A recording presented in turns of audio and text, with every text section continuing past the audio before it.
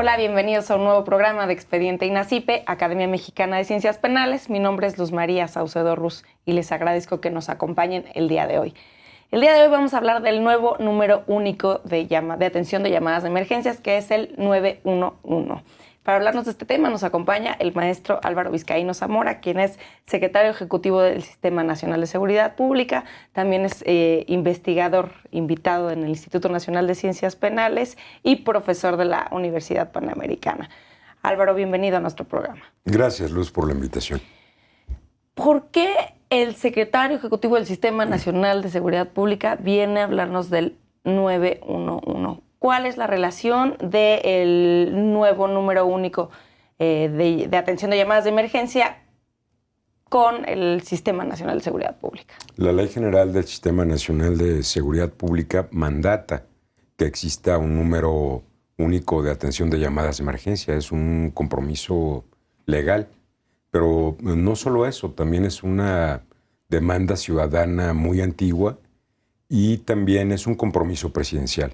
El presidente Enrique Peña Nieto asumió esta demanda ciudadana como un compromiso de campaña y le corresponde al Secretariado Ejecutivo del Sistema Nacional de Seguridad Pública administrar su implementación, que es muy compleja y que involucra a muchas instituciones, principalmente al Instituto Federal de Telecomunicaciones, con quienes hemos trabajado de manera muy articulada.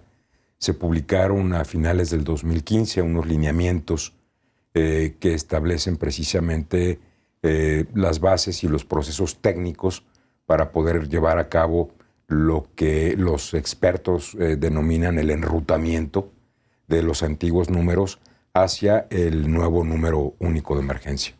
Estos días se ha estado hablando en casi todos los medios del 911. ¿El 911 desde cuándo existe en México?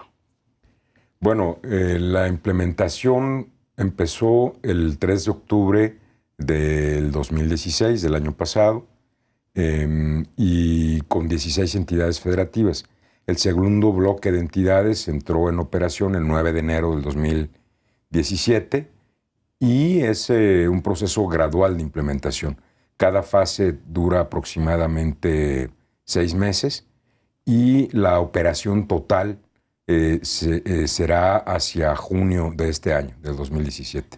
En junio del 2017 estará implementado al 100% el 911 para atención de llamadas de emergencia. Pero en este momento ya la gente puede llamar y puede ser atendida por operadores. Sí, sin duda, ya en todo cualquier el país parte de la República se puede llamar y deberá ser atendida. Del otro lado de la línea contestará un operador o operadora que preguntará, dirá 911, ¿cuál es su emergencia? Esa es la frase con la cual el ciudadano se encontrará del otro lado de la línea. Es un proceso gradual de implementación que dura 6 meses porque primero se hace el enrutamiento de las llamadas hacia el centro de atención de llamadas de emergencia más cercano al origen de la llamada. Esto antes no era de este modo. Esto es, si yo tengo un teléfono celular y me encuentro fuera de la Ciudad de México, yo resido en la Ciudad de México, probablemente mi llamada antes hubiera entrado a un centro de atención de emergencias de la Ciudad de México, a pesar de que yo esté en Acapulco, por ejemplo. Ahora, sin importar el lugar donde me encuentre, se va a ubicar la llamada en el centro de atención más cercano a mi ubicación física. La segunda fase es el enrutamiento de llamadas de teléfonos móviles, también hacia los centros de atención de llamadas, y la tercera fase implica la georreferenciación de las llamadas.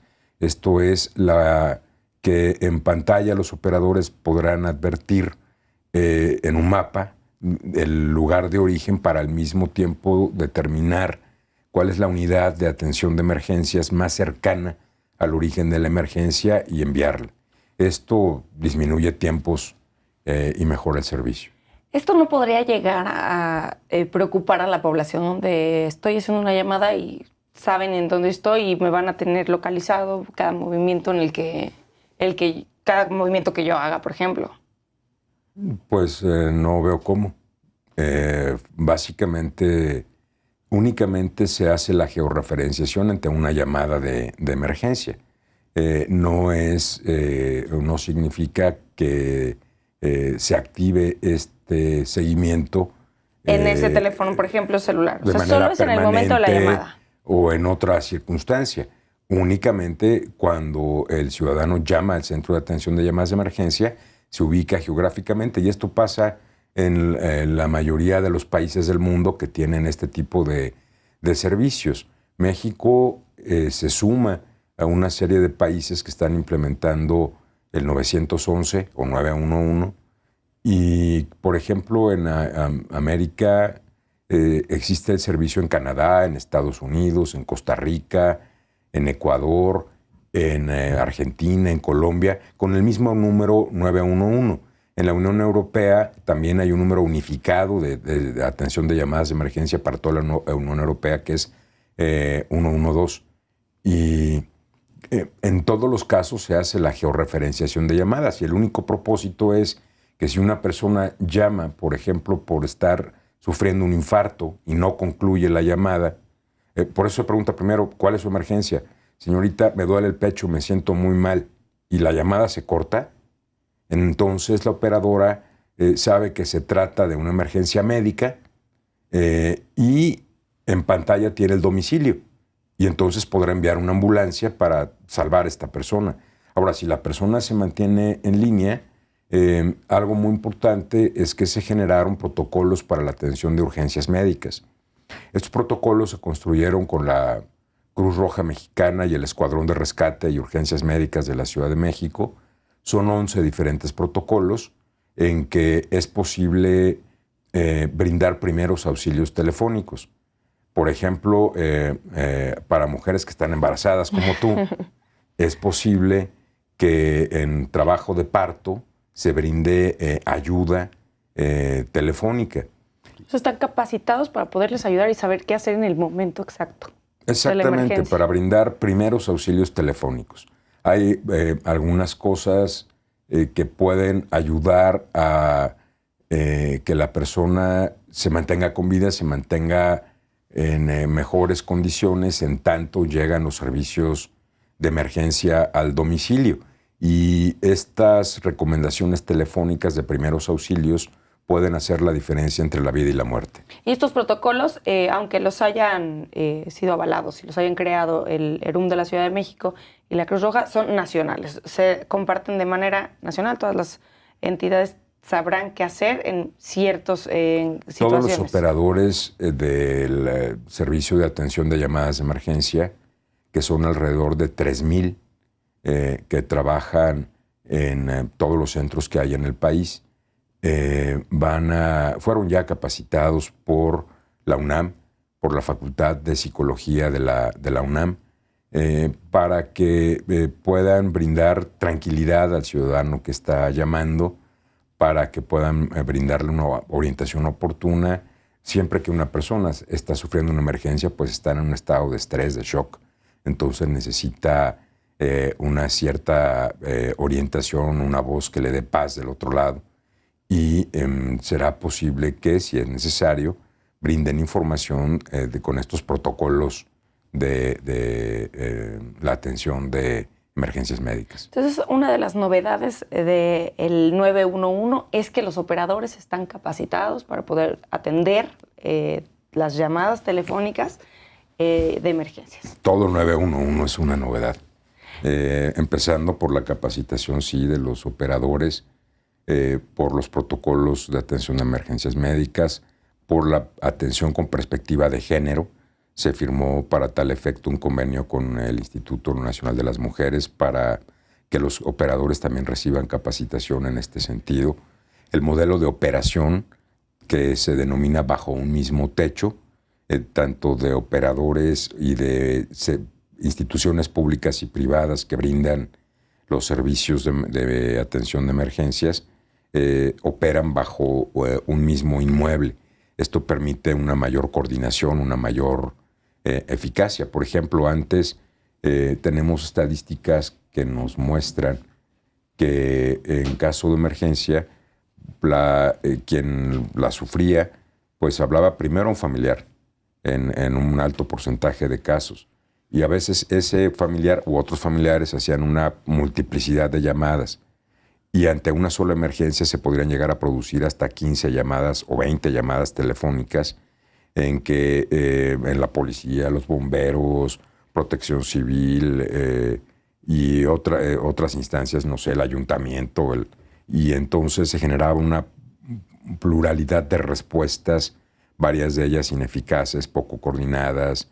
Cuando todos están en el modelo bajo un mismo techo, cuando todos están en el mismo lugar y con los mismos instrumentos tecnológicos y las mismas pantallas, es más fácil que se puedan coordinar de manera eficaz para disminuir los tiempos de respuesta y para brindar exactamente la atención que el ciudadano está demandando. Este techo en donde están todos estos operadores son los centros de atención de llamadas de emergencia. ¿Podríamos hablar un poquito de qué son estos centros? Bueno, estos centros ya existían, ya existen, no es que se hayan construido como nuevos. Mucha gente tiene la creencia de que el 911 es un edificio grandotote donde hay mucha gente. No. Son los llamados C2, C4, C5 que existen en muchas de las capitales o ciudades más importantes del país. Son centros de comunicación, comando, coordinación, cómputo. En estos centros que mucha gente identifica con estos video walls o grandes pantallas, con las cámaras de videovigilancia que vigilan una ciudad. Casi siempre dependientes de seguridad pública. Casi siempre dependientes de las secretarías de seguridad pública. En estos centros pues trabajan estos operadores que ya estaban ahí también. ¿Qué es lo nuevo? Pues lo nuevo es que ahora es un solo número, lo nuevo es que están capacitados, el modelo de operación y también que ha habido un fortalecimiento de la tecnología y del equipamiento que utilizan estos centros. Estábamos hablando de que ya estos operadores existían, estos C4, C5. Son 190 y tantos centros en todo el país. Pero hacen un espacio en sus instalaciones para los operadores de Protección Civil y Cruz Roja, por ejemplo. No, ya están ahí operando. Quizá los nuevos son, por ejemplo, los que provienen de instituciones privadas, de la Cruz Roja. La Cruz Roja usualmente operaba en sus instalaciones. Ahora habrá un supervisor, un operador de Cruz Roja en el interior de estos centros, de tal suerte que ya no es necesario mandarle un WhatsApp al de la Cruz Roja.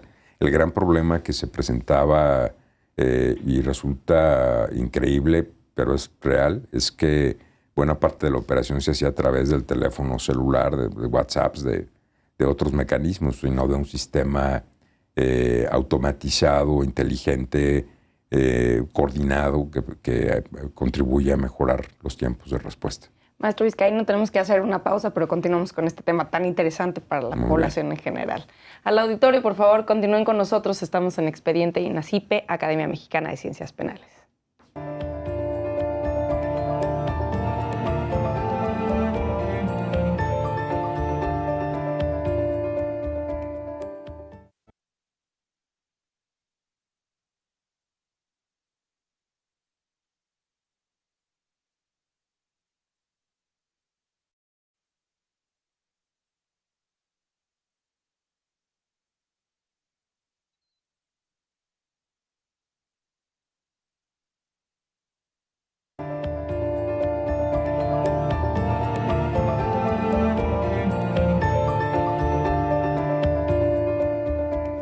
Gracias por continuar con nosotros en Expediente INACIPE, Academia Mexicana de Ciencias Penales.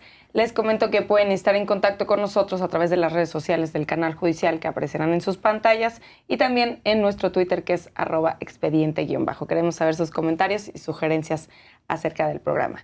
El día de hoy estamos hablando del nuevo número de atención de llamadas de emergencias, el 911. Y para hablar de este tema nos acompaña el maestro Álvaro Vizcaíno Zamora. Yo quisiera recordarles y comentarles que si quieren saber más información acerca del 911 pueden checarlo en su página de internet, que es www.gov.mx/911. Ahí encontrarán información complementaria acerca de este número. Maestro Vizcaíno, ya nos platicaba de algunas de las características y novedades del 911. yo quisiera preguntarle por qué cambió el número, aparte de por qué otros países en Latinoamérica ya manejan el 911. ¿Qué es lo que sucedía? ¿No funcionaban los números anteriores? ¿Cómo funcionaba el 066? Eran muchos números. Yo creo que todos recordamos el refrigerador de la casa o de algún familiar donde había un imán para recordar los 10 o 12 o 14 números de emergencia a los que el ciudadano podía llamar. Pero si no teníamos a la mano el imán del refrigerador, pues se convertía en algo materialmente imposible. De tal suerte que tener un solo número, que es más sencillo, de 3 dígitos, fácil de recordar, y que además es un referente internacional, pues ayuda a tener un mejor servicio. En los estudios previos que hicimos, vimos que 8 de cada 10 mexicanos ya ubicaban al 911 como número de emergencias.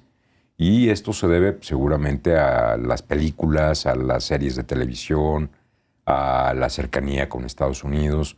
Es de hecho un número que era mucho más recordado que cualquiera de los que acabas de mencionar.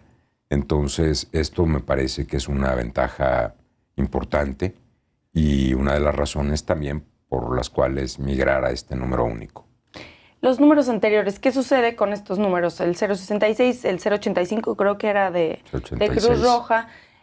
¿Qué sucede con estos números? ¿Desaparecen ya por completo? Los números van a estar, van a coexistir, van a continuar durante un periodo de 6 meses a partir de la implementación de cada una de las etapas. Esto es, las entidades federativas que entraron en operación en el 9 de enero, durante 6 meses más, los viejos números continuarán existiendo. Los ciudadanos pueden llamar indistintamente a uno o a otro y en cualquier caso serán atendidos. Pero a partir de junio del 2017 solamente existirá el 911. ¿Por qué hablamos del 911? Ya me decía que puede ser el 911 o el 911, pero... Yo no te he dicho eso. Estamos hablando del 911. ¿Por qué estamos hablando del 911 como tal? Le puedes decir como quieras. Es igual, es lo de menos. Lo importante es que lo recuerden. En algunos estudios previos que realizamos, lo que vimos fue que para los niños es más fácil aprenderse 3 dígitos aislados que un número complejo. Es más fácil aprenderse 911 que aprenderse 911. Si pedimos a un niño que escriba 911, probablemente lo haga.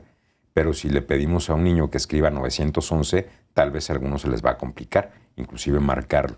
La razón de decir 911 es esa, que parecía más accesible para los niños, pero ciertamente los ciudadanos, y a mí mismo me pasa, decimos 911 por la influencia de las películas y las series. En nuestros estrategas de campaña dicen que tenemos que comunicarlo como 911. Díganlo como gusten, pero no lo olviden. El eslogan de campaña es recuérdalo, úsalo y cuídalo. Entonces, mientras se recuerde, con 3 dígitos aislados o con 911, pues está bien. No hay ningún problema. Quisiera, ya que nos estaba platicando acerca de los niños y de la importancia de que los niños lo conozcan, ¿cómo enseñar a los niños a utilizar de manera correcta el 911 o 911? Diciéndoles que viene el coco. Sí. Desafortunadamente son los niños, los adolescentes, los que más llaman en falso a los números de emergencia. Tenemos en el país un número, cifras redondas, de 100 millones de llamadas anuales. De esos 100 millones de llamadas, el 90% son falsas. Esto es, solamente hay 10 millones de llamadas reales. Y la gran mayoría las hacen niños y adolescentes y se incrementan en periodos de vacaciones, cuando están ociosos, cuando están en casa. A mí me parece que no es un asunto de llevar esto a los códigos penales y castigar y sancionar. ¿Por qué? Porque ciertamente la mitad del país ha tipificado como delito las llamadas falsas, pero sería materialmente imposible detener, procesar penalmente a 90 millones de personas. Tendríamos que procesar pues casi al equivalente a un 80-90% de la población del país. No tiene sentido. Este es un tema cultural. Yo creo que los niños y los adolescentes deben saber que del otro lado, cuando hacen la llamada de emergencia, en una pantalla sale su domicilio. Entonces, la policía sabe, O su las celular, ¿no? autoridades Porque ya hasta saben, los o niños del tienen celular, celular. claro, de los celulares, saben la ubicación de la persona que hizo la llamada. Y ya está sucediendo en varias entidades federativas que ante algunas personas que han hecho llamadas de forma reiterada, la autoridad va y los detiene y los procesa penalmente. Sí, de hecho, desde la primera etapa de implementación hubo un caso en Oaxaca en que se detuvo a una persona y está siendo procesada por Fue una esto es un persona, delito, ¿no? pues, que estaba alcoholizada y entonces se puso a llamar de manera insistente a los servicios de emergencia. Habrá hecho más de 10 llamadas y pues a la 10ª llamada le dijeron, ahora vamos por ti. Y lo detuvieron y está siendo procesado penalmente, pero no es el único caso. Ya hay más casos. Entonces, creo que si bien existe este mecanismo y es posible utilizarlo, pues también lo mejor es la cultura de la legalidad, la conciencia, el respeto. Hay que saber que si se usa mal el número, se pone en riesgo la vida de otra persona. Mientras los sistemas que tienen una capacidad limitada están tratando de procesar las llamadas y del otro lado hay un número también limitado de operadores y si 9 de cada 10 son falsas, bueno, pues están restando oportunidades de atención, de servicio a alguien que está tratando de marcar y que enfrente está una persona que está bromeando, ¿no? Entonces hay que saber que Más se de pone ser en riesgo la conciencia vida. y cultura de la legalidad. Hay algunos estados en donde se encuentra tipificado como delito y en los estados que no, ¿cuál es la sanción o cuáles consideran ustedes que sería la sanción adecuada para las llamadas falsas? ¿O nada más? Pues mira, como decía el filósofo de Güemes, en los estados en que sí está tipificado, pues sí, y en los que no, pues no. Si Pero no no está habría otro tipo de tipificado sanción. como delito, no podemos sancionar, no se puede sancionar. Administrativas. Sí, pero no todos los reglamentos de justicia cívica del país lo tienen. Hay algunos que establecen multas. Es el caso de la Ciudad de México, donde se sanciona con multa la llamada falsa. Es decisión de cada Congreso, de cada gobierno estatal, decidir si esto debe ser un delito, si debe ser una infracción administrativa. Yo, en lo personal, como profesor de teoría del delito, debería señalar que me parece que no funciona criminalizar algunas conductas en que por su volumen serían de imposible procesamiento penal. En este caso, creo que no ayuda mucho, aunque en situaciones como la que mencionaste de Oaxaca, pues es importante tener una herramienta para que a alguien que ya se pasó de listo 10 veces, pues se le pueda procesar penalmente, sin duda. Pero yo creo que los papás tienen que hacer conciencia con sus hijos y hacerles saber eso. Cada llamada en falso pone en riesgo la vida de una persona que sí puede estar necesitando el servicio. Maestro Vizcaíno, ¿quiénes son o quiénes son las instituciones que atienden las emergencias? No las llamadas, porque ya nos explicó quiénes son los operadores de los centros de atención de llamadas de emergencia, sino quiénes son las instituciones que están contempladas para atender las emergencias. Bueno, hay que hacer una distinción muy importante. Los centros estatales, los centros de atención de llamadas de emergencia son los lugares donde trabajan los operadores, que son personas capacitadas, como ya has señalado tú, para recibir estas llamadas. Las llamadas son atendidas por 3 tipos de instituciones. Tenemos un catálogo de incidentes de emergencias en donde básicamente se clasifican en 4 tipos: emergencias de protección civil, emergencias de seguridad, emergencias médicas y llamadas improcedentes, donde están las falsas, por ejemplo, las que se cortan, etc. Entonces, las instituciones que atienden las llamadas son las policías, generalmente municipales o estatales, los servicios de emergencias médicas, generalmente Cruz Roja, aunque hay más instituciones, y protección civil, en que se encuentra, por ejemplo, protección civil ya sea del gobierno municipal o estatal, o los bomberos, que también suelen ser municipales o estatales. Y esto hay que separarlo porque, ¿qué hizo la Federación? y qué corresponde hacer a los estados y municipios.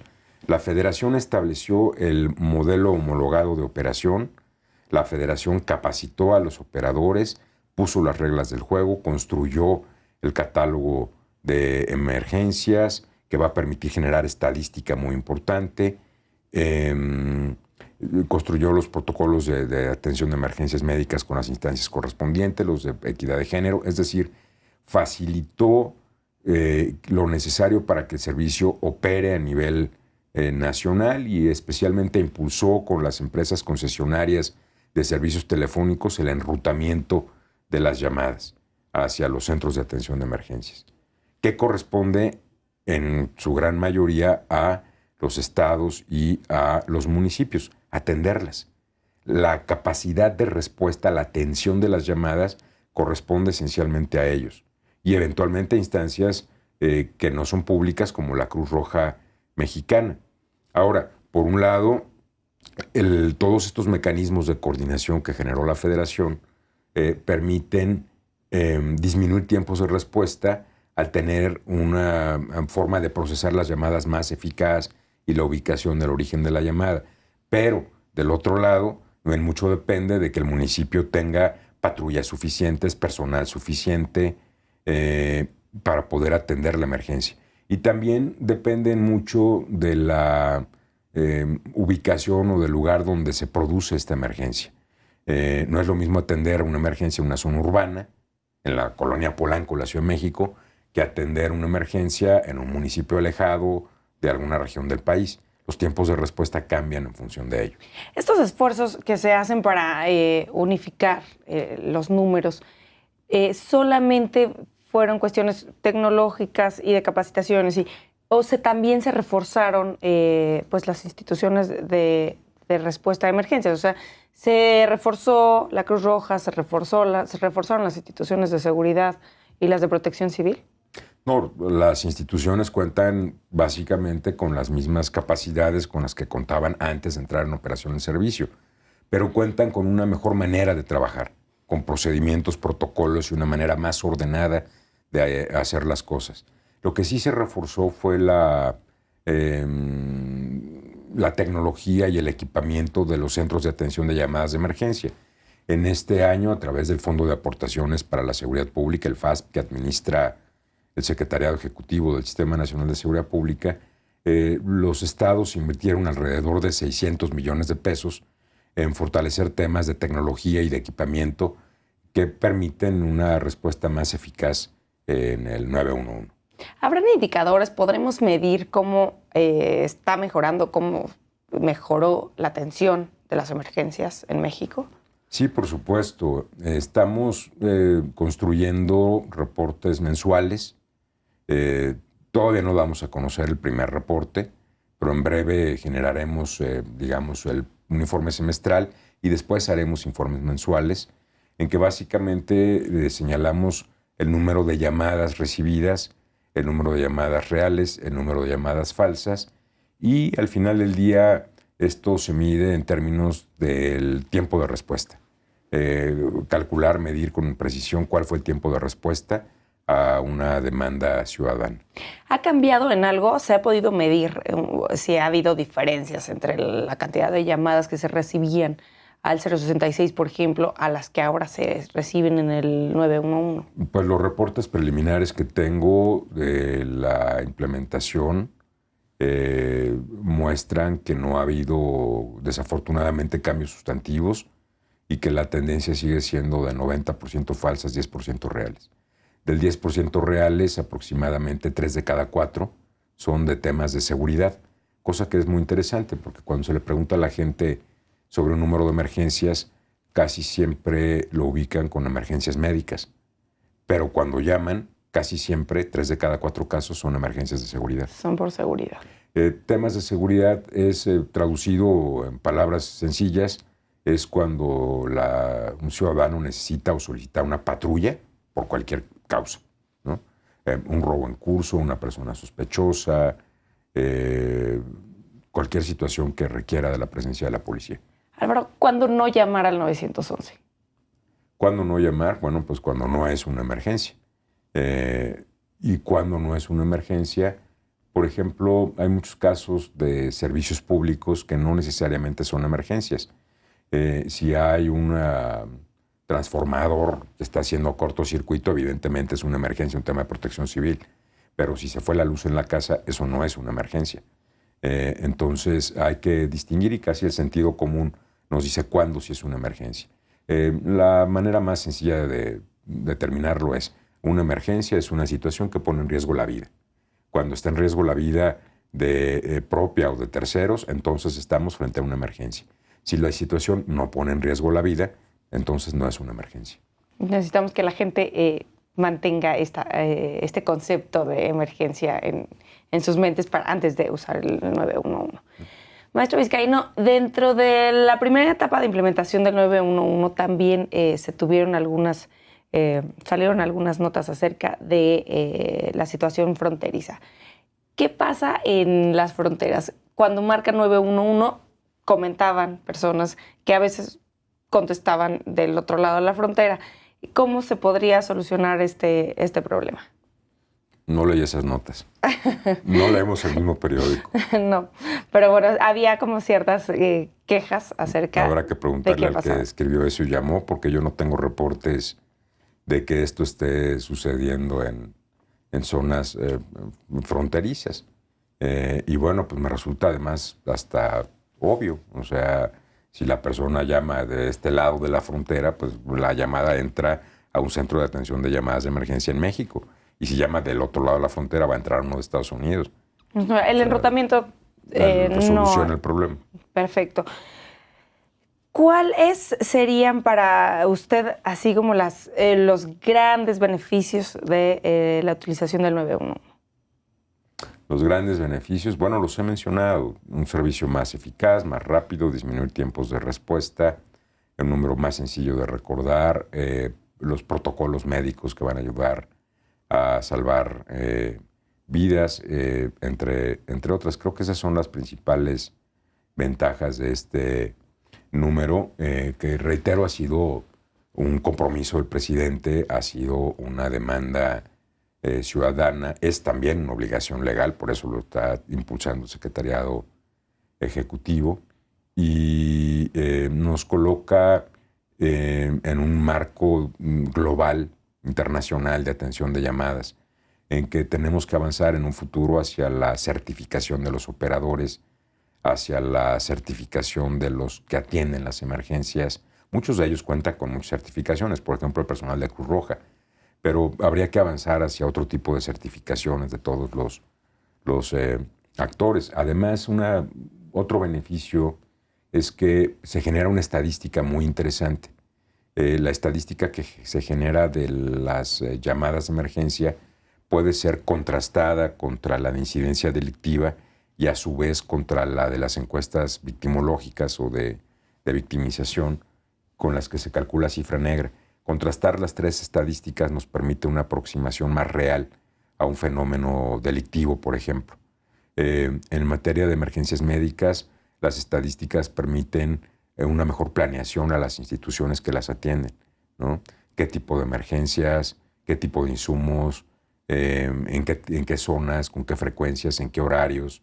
Entonces es posible hacer algoritmos que permiten una planeación muy interesante. Esto en materia de seguridad. Qué bueno que me menciona este tema, porque quisiera preguntar qué sucede con la denuncia. ¿La denuncia también irá para el 911? No. Los teléfonos de denuncia tienen otra lógica. Las denuncias son anónimas, entonces de entrada no es posible georreferenciarlas. Las denuncias requieren de otro tipo de información del ciudadano que está denunciando para poder realmente utilizarla en un proceso de investigación.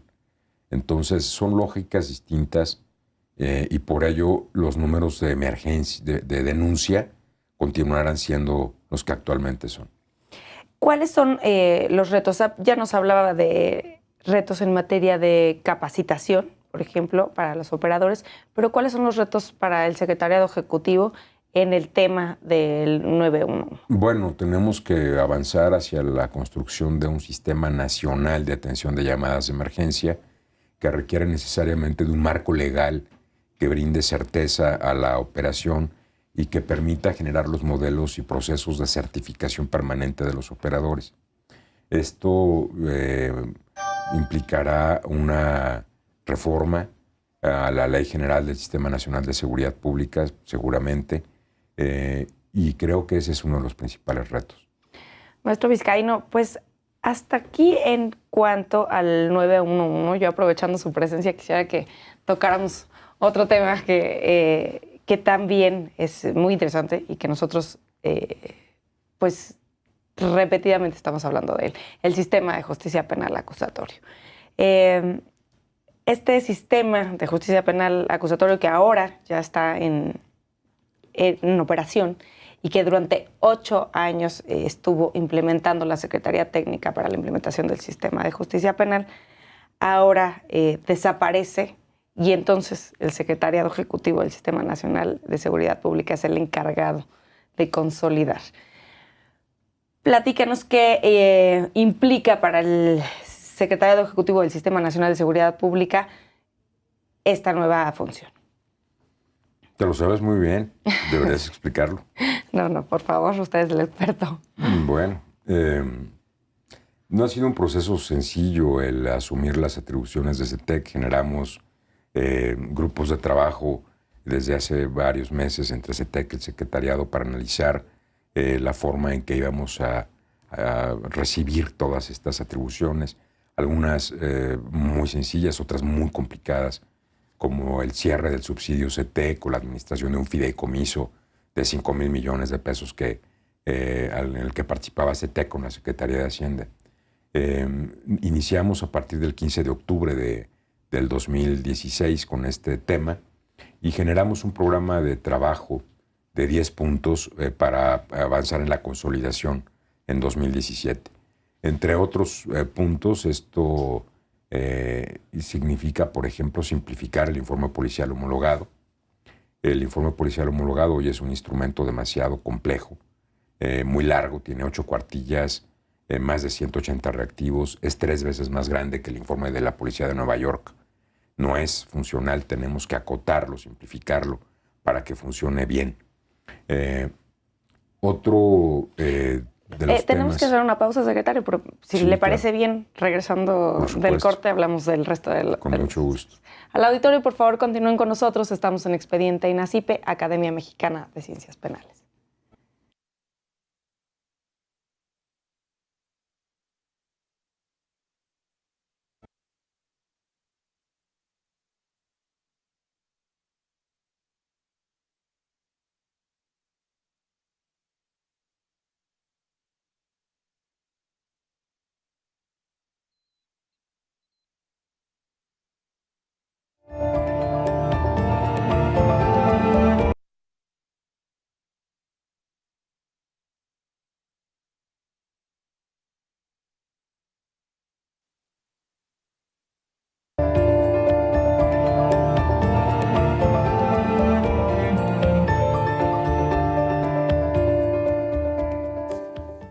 Gracias por continuar con nosotros en Expediente INACIPE, Academia Mexicana de Ciencias Penales. Y les recuerdo nuevamente que pueden estar en contacto con nosotros a través de las redes sociales del canal judicial que aparecerán en sus pantallas y en nuestro Twitter, que es @expediente_. Queremos saber sus comentarios y sugerencias acerca del programa. Pues el día de hoy estábamos hablando del 911, pero aprovechando que está aquí el secretario ejecutivo del Sistema Nacional de Seguridad Pública, vamos a hablar de la consolidación del nuevo sistema de justicia penal. ¿De cuál va a ser la labor del secretariado ejecutivo? Ya me decía que se tienen contempladas para este año algunas acciones para poder consolidar este sistema. Hablábamos de la homologación del informe policial. La simplificación. La simplificación del informe policial homologado. Bueno, déjame ahora verlo desde un ámbito macro. Hubo un proceso de 8 años para lograr la implementación del sistema de justicia penal, del 2008 al 2016. Lo cierto es que ese proceso avanzó en mayor medida en los últimos 3 años, en el gobierno del presidente Enrique Peña Nieto. Antes de que iniciara la actual administración, únicamente 3 entidades federativas habían implementado el sistema. 29 entidades federativas hacían falta. Se invirtieron 21,000 millones de pesos, de los cuales 9 de cada 10 pesos fueron durante la administración del presidente Peña Nieto. Es en este tiempo en que se logra la implementación del sistema. Hoy es posible afirmar que hay juicios que son menos largos, que duran menos, que a través de mecanismos alternativos de resolución de controversias se obtienen soluciones menos costosas, y que tenemos una justicia más humana. Sin embargo, tenemos muchos pendientes. Esto no significa que el sistema esté funcionando al 100% o tal como fue diseñado o fue planeado. Todavía dentro de todo el procedimiento penal hay muchos engranes que no están girando a la velocidad que deben girar. El sistema no está despresurizando los asuntos como debiera despresurizarlos. Por ello, nuestro trabajo en el Secretariado Ejecutivo será en coordinación con las autoridades estatales fundamentalmente y con el impulso de fondos federales, echarle gotas de aceite a los engranes que no están girando correctamente. El informe policial homologado era un ejemplo, pero tenemos muchos otros ejemplos. Necesitamos generar modelos homologados para la atención temprana, que son las unidades que implementan los mecanismos alternativos de solución de controversias. Necesitamos generar un modelo homologado también de unidades de medidas cautelares, a través de las cuales los jueces de control tengan información suficiente sobre el riesgo que tiene un imputado para que puedan determinar cuál es la medida cautelar idónea en un caso específico. Necesitamos comunicar mejor también el sistema de justicia a los ciudadanos. Creo que se ha generado una percepción de que el sistema es demasiado garantista y que los imputados son detenidos y que inmediatamente son puestos en libertad, a lo que han llamado una puerta giratoria. Aquí hay que tener en cuenta dos elementos.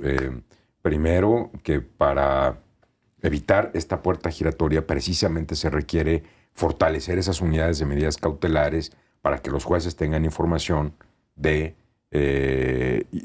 cuál es la mejor medida cautelar. Esto es, una prisión preventiva, o bien que el imputado esté en libertad, pero que se le prohíba ir a un lugar, salir de algún lugar, que se establezca la necesidad de colocarle un brazalete o cualquier otra medida. Todo esto implica comunicar que en el sistema acusatorio debe prevalecer el principio de presunción de inocencia. La gente es inocente hasta que la autoridad compruebe lo contrario. Y como se presume la inocencia, entonces son juzgados en libertad en la gran mayoría de los casos. ¿Qué es lo que ha pasado? Que en situaciones alguien que es puesto en libertad pero que se sujeta a proceso, pues sale y vuelve a robar. Entonces se sienten gravemente afectados los ciudadanos y con razón, con mucho sentido. Pero si hubiéramos tenido ese informe de riesgo, pues sabríamos que había altas posibilidades de que lo soltáramos y que robara. Es necesario generar también, por ejemplo, las unidades de policía procesal. La policía procesal en las entidades federativas es o debe ser la responsable del traslado y custodia de imputados y también de la seguridad en el interior de las salas de juicio oral y de coadyuvar con los jueces en la aplicación de los principios propios del sistema penal acusatorio, ¿no? Esto es el principio de publicidad, cuándo sí y cuándo no debe haber cámaras, teléfonos, se pueden usar, no se pueden usar. En esto coadyuva la policía procesal o en funciones de seguridad procesal con los jueces. La atención a víctimas, la asesoría jurídica. En materia de víctimas vamos a trabajar en fortalecer una figura que contiene el Código Nacional de Procedimientos Penales, que es la de los asesores jurídicos de víctimas. El Código Nacional prevé que cada víctima pueda ser asesorada, acompañada e informada de sus derechos por estos asesores jurídicos. Hoy en día no son suficientes en el país, necesitamos que existan más. En este proceso de consolidación sí se podrá llegar a tener un asesor jurídico para cada una de las víctimas que lo requiera. No. Debo ser muy sincero, debo ser honesto. Sería materialmente imposible, a lo mejor no nos van sería muy complejo que cada víctima lo tenga, pero yo sí advierto que es posible generar unidades, oficinas de atención a víctimas sólidas, competentes, con un número razonable de abogados, en que cuando un ciudadano acuda a pedir ayuda a una víctima, pues legítimamente pueda ser asesorada e informada en sus derechos. Creo que la ley tal como fue diseñada fue demasiado ambiciosa y por ello no ha estado exenta de una serie de propuestas, de iniciativas que buscan hacerla más operativa, más real, más viable, ¿no? Pero por lo pronto, por supuesto que vamos a trabajar en la asesoría de las víctimas del delito. Y, por ejemplo, la Secretaría Técnica en su tiempo también se encargaba de la capacitación a los operadores del sistema de justicia penal. ¿Cuál será la participación del secretariado en capacitación? Bueno, nosotros trabajaremos especialmente en aquellos operadores que forman parte de las instituciones de seguridad pública, tal como lo describe la ley general. ¿Quiénes son ellos? Son peritos, policías, ministerios públicos y personal del sistema penitenciario.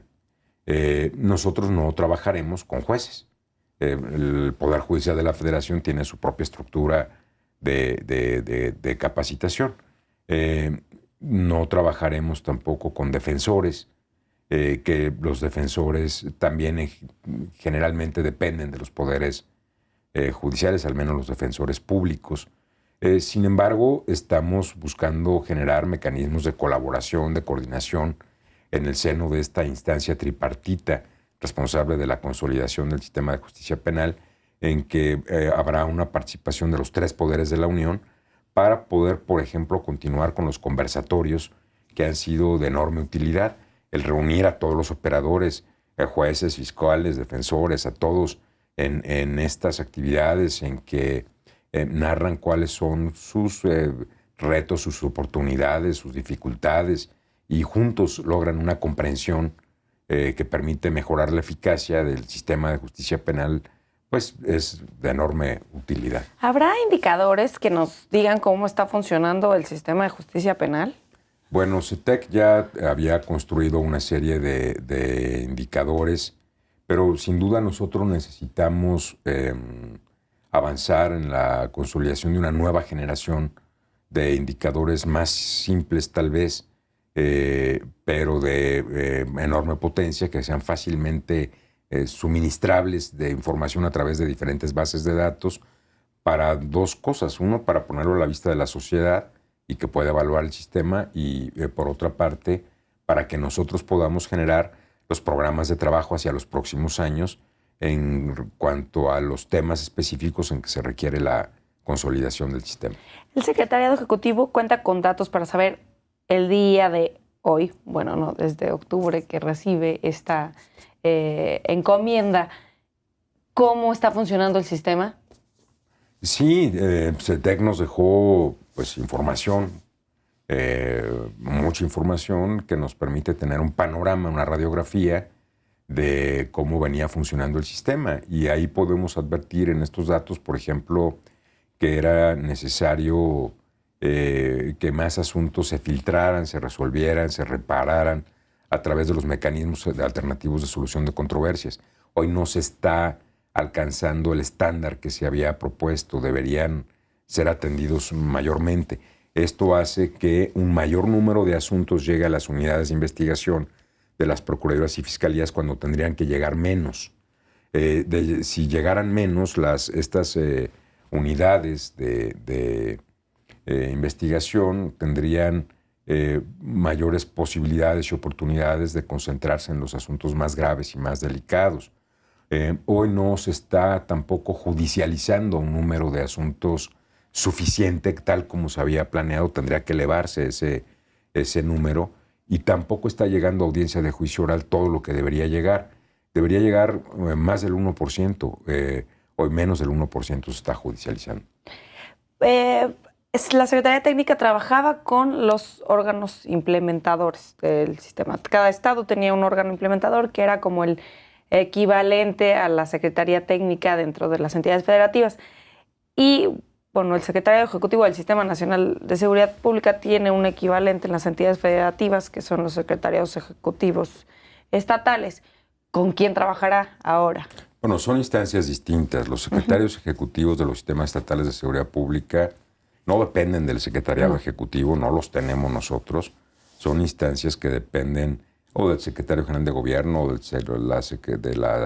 a veces de los procuradores, a veces de los secretarios de seguridad, pero que sí, a semejanza de nosotros, también trabajan en vigilancia y seguimiento de los recursos federales en materia de seguridad y en la consolidación de las políticas públicas en materia de seguridad. Los órganos implementadores estatales, por otra parte, son instancias que se construyeron para avanzar en la implementación del sistema de justicia penal y que tenían como contraparte a CETEC. Y nosotros queremos que ellos sientan ahora que somos sus aliados, que somos sus compañeros, que somos su apoyo, que pueden comunicarse con nosotros y que de manera respetuosa, coordinada, solidaria, trabajaremos juntos en la consolidación del sistema de justicia penal. Esto a nivel federal y a nivel estatal sabrán que los secretarios ejecutivos de los sistemas estatales pues también serán igualmente aliados en el proceso de consolidación. Y a todos, unos y otros, los invitaremos a los procesos que tenemos en el mes de enero y febrero de negociación de los recursos federales. Pero en esencia, bueno, la idea es que estos órganos implementadores mantengan sus funciones. Sí, claro, nuestro deseo es que continúen, que permanezcan. Ciertamente es una decisión soberana de cada entidad federativa decidir la naturaleza, adscripción de estos órganos implementadores, incluso si existen o continúan. Sin embargo, para nosotros es muy importante comunicar a las entidades federativas que es vital tener una contraparte, un interlocutor con quien podamos continuar trabajando en la consolidación del sistema de justicia, y estos órganos implementadores estatales pues son una instancia idónea para este efecto. ¿Cuál será el papel de las organizaciones de la sociedad civil en la consolidación del sistema de justicia penal?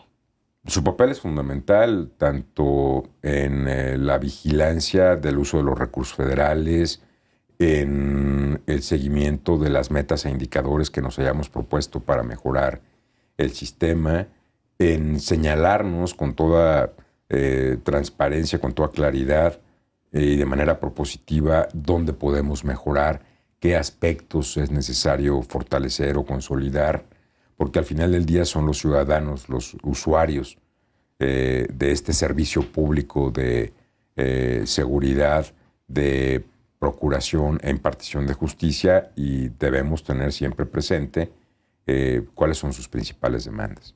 Maestro Vizcaíno, una breve conclusión acerca de los dos temas que tocamos el día de hoy: el 911 como número único de atención de llamadas de emergencia y la consolidación del sistema de justicia penal.